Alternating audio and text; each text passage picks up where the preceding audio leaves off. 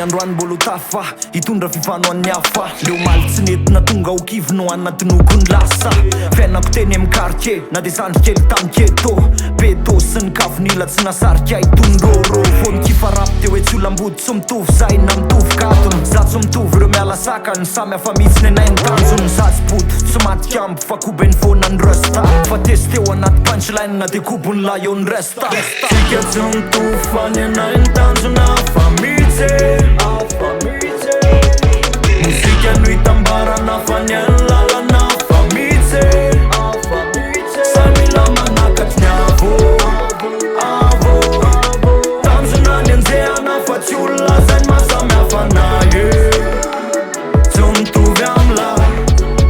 yeah 104 ny quartier mbola tsy miova hatramizao aveny ambany tsy mitongo vavy fa ny texte ko efa kopinao mbola zandry kely teny fofotra ho miliartera ny tolone aza fangaro amy fakofako fa ndrapiny anay misy tonye ho any zandry kely reo miseho milay piseho azy body isanandro zao teny ndrapy fona ny mahazo tsy nefa lisa mihitsy ny tsisy atao vo mikata kely teo hoe prank sy napisin'olona nomena tsiny angonina tolo ny ray fokotany kay vo mandeha seul amenatriny tsika tsy mitovy fa ny anay ny tanjona fa mihitsy muzika no hitambarana fa ny any lalana fa mihitsy samila manakatry ny avo tanjona ny anjehana fa tsy olona zany masamy hafa naye tsy mitovy amla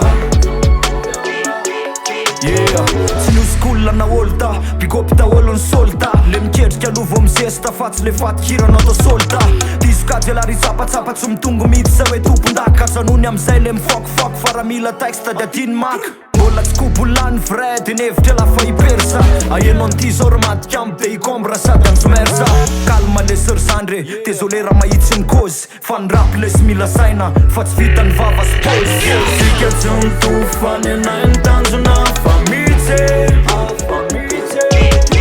muzika no hitambarana fa ny any lalana fa mihitsy samila manakatry ny avo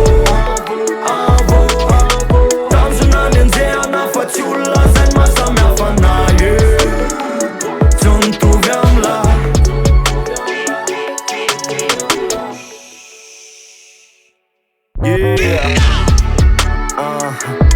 tsy voatery mitoerina vo rapy tsara